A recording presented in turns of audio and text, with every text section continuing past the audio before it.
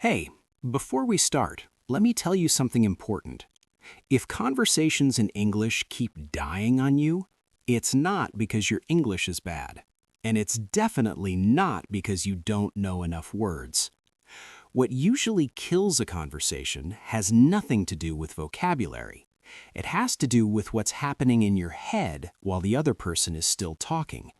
And I know exactly what that feels like because I see it in students all the time.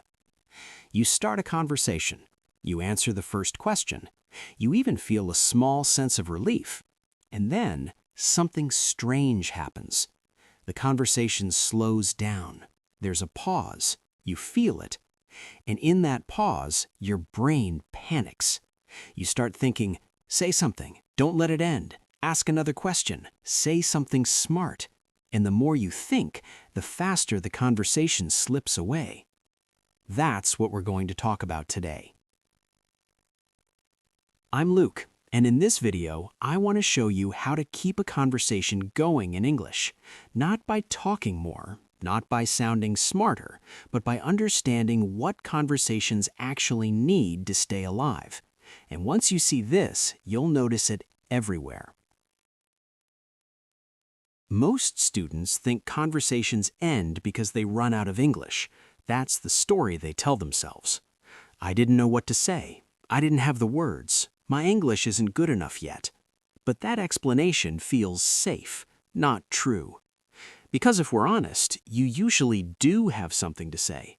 You just don't trust that it's enough, and that's where things go wrong. Let me describe a situation that happens all the time. You're talking to someone in English, maybe at work, maybe online, maybe while traveling. They ask you a simple question. How was your weekend? What do you do? Where are you from? You answer, and your answer is fine. Not perfect, not impressive, but fine. And then there's a pause, just a normal pause. But in your head, that pause feels dangerous because you believe something that almost every student believes. If there's silence, the conversation is failing. So you rush. You add more information you didn't plan to say. You jump to another topic. You ask a question you don't really care about, not because it's natural, but because you're afraid. And that's the moment the conversation starts to feel heavy, awkward, forced. Here's the first thing I want you to understand. Conversations don't die because of silence. They die because of panic. Silence gives a conversation space to breathe. Panic suffocates it. And most students confuse the two. I see this pattern constantly. Students believe they need to perform in conversations. They think every sentence must add value, sound interesting, prove competence. So they treat conversations like a test, and tests end quickly. Real conversations don't. Here's a hard truth, and I really want you to hear this. Trying to be interesting is one of the fastest ways to kill a conversation. Because conversations don't stay alive due to clever sentences. They stay alive due to attention. And attention is quiet. Think about the best conversations you've ever had in your life. Not in English, in general. They weren't fast, they weren't impressive, they weren't packed with information. They felt easy. There was room. There was listening. There were moments where nobody spoke, and it was fine. That's not a language skill. That's a human one. And this is where English learners get misled. Many students believe, if I say more, the conversation will continue. But conversations don't continue because of quantity. They continue because of connection. And connection comes from staying with the other person's idea, not escaping from it. Let's talk about one of the biggest myths in English conversation. The myth is this. To keep a conversation going, you need to ask more questions. That sounds logical, and sometimes it helps. But here's what actually happens. Students start firing questions like bullets. What about you? Where do you work? How long have you been here? What do you like? One after another. No pause, no reaction, no presence.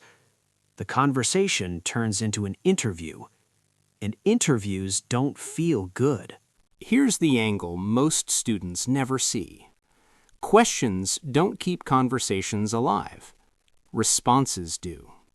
Not long responses, not perfect responses, real responses.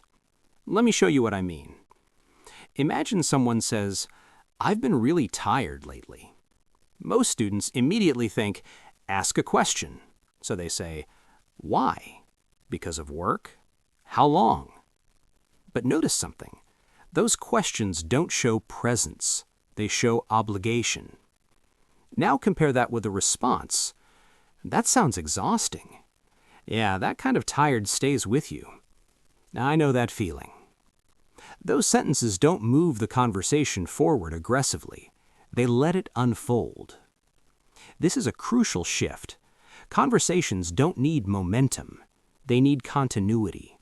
And continuity comes from staying with what was just said, not jumping away from it. Here's another thing I see all the time. Students believe they must change the topic to keep things interesting. So when a topic slows down, they panic and switch. But slowing down doesn't mean dying. It means the conversation is asking, "Are you still here?" Most students answer that question by escaping. The right answer is staying. Let me say this clearly. If you want to keep a conversation going in English, you don't need better grammar, more vocabulary, smarter questions. You need one skill: noticing when the conversation wants you to stay. Here's what usually happens. The other person finishes speaking, there's a small pause, and the student's brain goes, "Say something new." But the better move is often, "Say something about what they just said." That's the difference between control and presence. Let's talk about another frustration I know many of you feel. You feel like conversations move too fast, and that makes you anxious. You think, "I can't keep up. I'm too slow. I need to respond faster." But here's the truth. Speed doesn't keep conversations alive.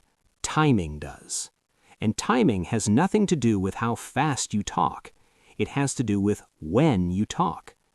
A calm pause after someone speaks doesn't feel strange. A rushed response does. And when you rush, you lose the thread. Not because of English, but because of attention. Many students think native speakers expect fast answers. They don't. They expect real answers. And real answers take a moment. Let me address another insecurity directly. A lot of students believe my answers are too simple, so they try to upgrade them. They add extra words, they complicate the structure, they stretch the sentence, and the conversation loses its natural rhythm. Simple answers don't end conversations. Empty answers do. And simple is not empty. Compare these two responses. "It was good," versus "It was good. I didn't expect that, honestly." Same English level, completely different energy. The second one invites continuation, not because it's advanced, but because it's open. This brings us to the core idea of this video. Conversations don't stay alive because you push them. They stay alive because you leave space inside your answers. Space for reaction, space for follow-up, space for the other person. Most students close their answers without realizing it. They give a sentence that ends everything. Then they panic. Then they force another question, instead of learning how to leave the door slightly open. Here's a simple mental shift I want you to try. Stop thinking, "What should I say next?" Start thinking, "How can I respond without closing this?" That question alone changes everything. Now let's talk about something deeper. Many students struggle to keep conversations going because they're monitoring themselves. While they're talking, they're also checking grammar, projecting pronunciation, correcting themselves mentally. So they're not fully present, and presence is the fuel of conversation. You can't connect while observing yourself. This is why so many students feel exhausted after speaking, not because speaking is hard, but because they're doing two jobs at once, speaking and evaluating, and that kills flow. Let me be very clear here. Fluency is not about speaking without mistakes. Fluency is about staying inside the moment, and conversations stay alive when you stay inside them. If you've ever felt like conversations in English drain you, this is why. You're not tired of English, you're tired of control. Here's what I want you to practice instead. When someone speaks, listen fully. Don't prepare your reply, don't jump ahead. Let their sentence finish, let the pause exist, then respond, not with something impressive, but with something true. That's how conversations breathe. Now, I want to give you something practical. Not rules, not scripts. A way of seeing. The next time you're in a conversation in English, notice this. Is the conversation slowing down? Or are you panicking? Those are not the same thing. If you can tell the difference, you're already ahead of most learners. Here's another powerful truth. Conversations don't end suddenly. They fade, and fading gives you time to react, if you're present. Most students miss that window because they're busy thinking about English. And that's the irony. The more you focus on English, the less human the conversation feels. And conversations are human before they are linguistic. Let me say this directly. You don't need to save conversations. They don't need rescuing. They need attention, patience, and trust. If you've ever thought, I always kill the conversation, you don't. What kills it is trying too hard to keep it alive. Here's what I want you to remember from this video. Keeping a conversation going is not about adding. It's about staying. Staying with the idea. Staying with the person. Staying with the moment. And the moment you stop treating conversations like a performance, they start flowing again. If this video made you notice something new about how you speak or how you listen, that's a good sign. It means you're starting to see conversations differently. And once that shift happens, you can't unsee it. In the next video, we'll talk about what to say when you don't know what to say, without freezing, forcing questions, or escaping the moment.